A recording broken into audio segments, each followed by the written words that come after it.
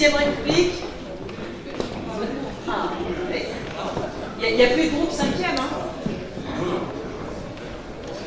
Alors, 6e. Oui, c'est fini la 5e. On passe à la 6e. Bonsoir, alors moi pour me présenter aussi rapidement, je suis ingénieur d'électricité énergétique et... On t'entend pas. Plus comme ça? Ouais. Ok. Alors bonsoir déjà, et puis donc du coup pour me présenter rapidement, je suis ingénieur en efficacité énergétique, membre de la circonscription numéro 3 de Meurthe-et-Moselle. Et donc du coup nous on avait comme question quel nouveau droit pour les citoyens de la 6e. Alors, bon, on est parti un peu premièrement des détails et je vais finir finalement je vais commencer par la fin, ce que je trouve pas mal, c'était seul le peuple écrit la Constitution pour le peuple. C'est une des remarques de la table. Bon, comment, on l'a pas encore dit, hein, on n'a pas encore tout expliqué, mais c'était, on va dire, le principe de base, je pense, de cette réflexion. Ensuite, voilà, est venu trouver les moyens d'éviter les conflits d'intérêts entre les pouvoirs, donc notamment juridique, la justice doit être totalement indépendante et éviter les conflits d'intérêts des personnes. On le sait tous, les institutions c'est une chose, les personnes qui en font partie sont une autre chose, et éviter que, par exemple, je pense à l'administratif dans notre ministère à Bercy, que ça bouge entre les grandes banques et puis Bercy. Ça vous plaît? Le non-cumul des mandats et des indemnités surtout. Donc voilà, ça parle par soi-même. Une remarque que nous a fait le monsieur, l'utilisation des outils de communication modernes pour l'acte démocratique. Donc la participation des citoyens, puisque finalement c'est vrai que c'est une question qui apparaissait, c'est que comment on met 60 millions de personnes, enfin 4 millions dans une assemblée, c'est un petit peu difficile. Par contre, on a tous un smartphone presque maintenant, on a tous les moyens finalement de rentrer virtuellement dans les assemblées, et puis comment on interagit entre ça, la partie, c'est vrai que c'était évoqué aussi comme problème, il faut se rencontrer pour parler politique, parce que si on n'est que sur des outils informatiques, on va commencer à s'y perdre, et puis c'est l'essentiel de la politique finalement, c'est de se rencontrer pour le vivre ensemble. Donc quel mix on fait entre tout ça,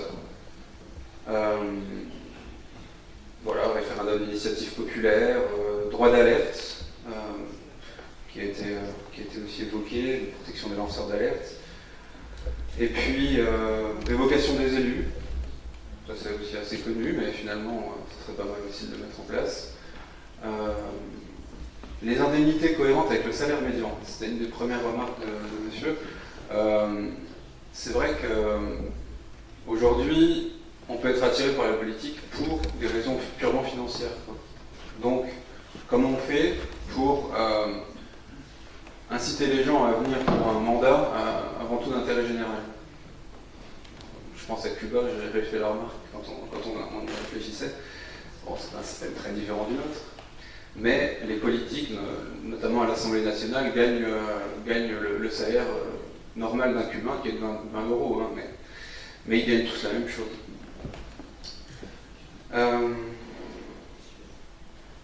Faire entrer la parole de toutes les strates de la société. Donc là, on est sur une assemblée une ou des assemblées qui se doit être le plus représentatif du peuple.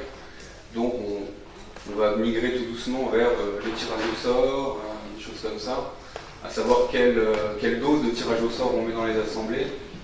Ça encore, ça peut être démocratiquement voté.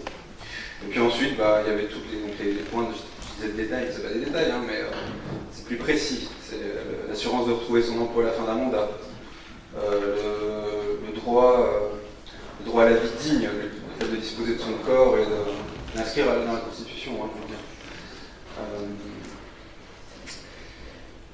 Est évoquée la sobriété, donc intégrer la sobriété dans la Constitution, le fait qu'on ne doive pas puiser plus dans la planète que ce qu'elle ne peut me procurer, le droit constitutionnel de l'avortement, et c'est vrai que j'étais pas intervenu, mais j'aurais tendance à dire aussi que ce soit que les femmes qui le mettent en place, parce que finalement, c'est pas un problème d'homme au sens où on n'est pas capable, je pense, de les comprendre sur ça. Non, vous voulez pas. Vous croyez pas ça? C'est pas ce qu'on a dit, hein? Non, vous voyez pas. Moi, je me souviens d'une image de Trump qui signe un décret sur, je ne sais plus exactement les détails, mais sur l'avortement des femmes, sur le fait qu'il ait pu aider les associations de lutte contre d'aide à l'avortement.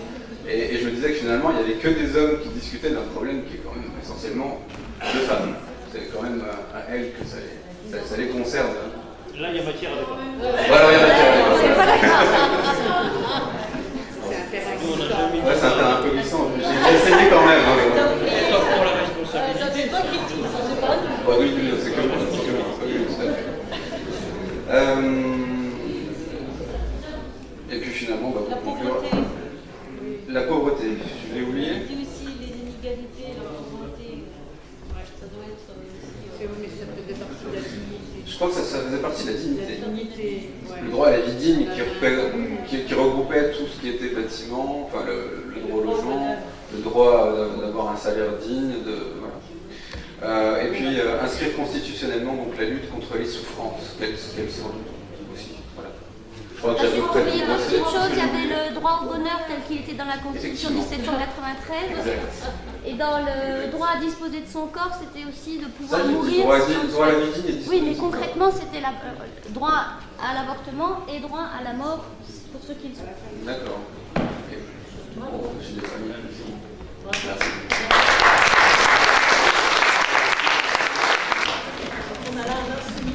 Oui, voilà, un groupe qui n'était pas dans le coup parce qu'on arrive trop tard. Voilà, on arrive pour répondre à la deuxième question, c'est-à-dire pourquoi passer à la sixième. Alors j'ai remarqué qu'il y a une dame qui a pris la parole jusqu'à présent, après c'est tous des hommes.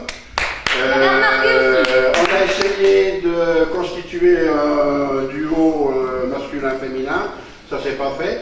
Mais comme chaque personne, dans sa personnalité, a une part féminine et une part masculine, et que je ne récuse en aucune façon ma part féminine, alors vous écouterez la part féminine qui parlera aussi.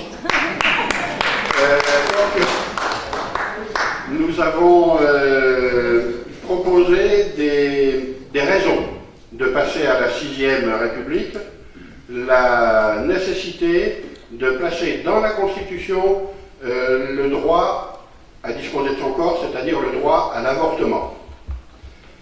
Aussi, on a trouvé comme argument le fait d'obliger au vote.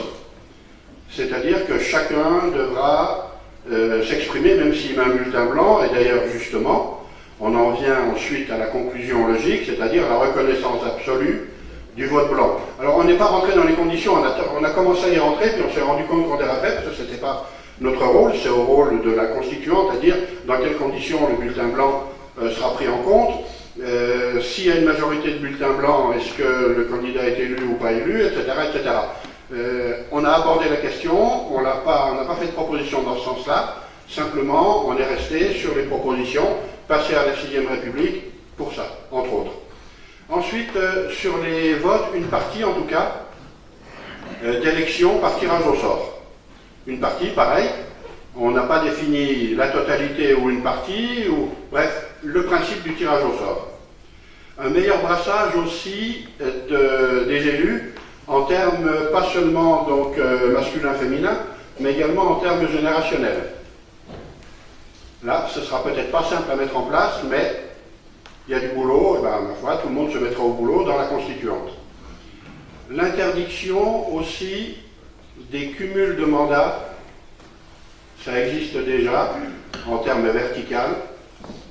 On est allé, pour certains en tout cas dans le groupe, pas tout le monde, mais pour certains en tout cas dans le groupe, sur une autre interdiction, l'interdiction horizontale. C'est-à-dire, par exemple, le maire d'une commune, président de la Comcom, président du syndicat des eaux, président du syndicat Patin-Couffin, etc. etc. Ça, on propose que ce soit non. Ensuite, proportionnel intégral.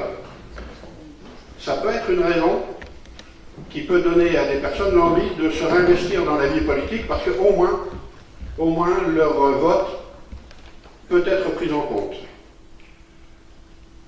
On a été aussi sur un autre domaine à inscrire éventuellement dans la Constitution, le principe d'extension de la démocratie en entreprise, là où elle n'est pas. Actuellement, c'est quasiment le seul lieu où il n'y a pas de démocratie. C'est l'entreprise. Nous, on a proposé que ce soit une raison de passer à la 6e République. Ensuite, en ce qui concerne la préservation du bien commun, renationaliser tout ce qui est le bien commun, l'eau, l'énergie, les banques aussi. Et une véritable décentralisation, et on a ajouté en toute fin de réflexion, mais c'était de toute façon dans les têtes, un droit au logement, et il a été évoqué, en tout cas par certains, un revenu d'existence, mais là c'est quelque chose à creuser, c'est beaucoup plus contesté, en tout cas selon certaines formes. Mais enfin voilà. Donc on a terminé nos propositions donc là-dessus, et je vous remercie de nous avoir écoutés. Pardon.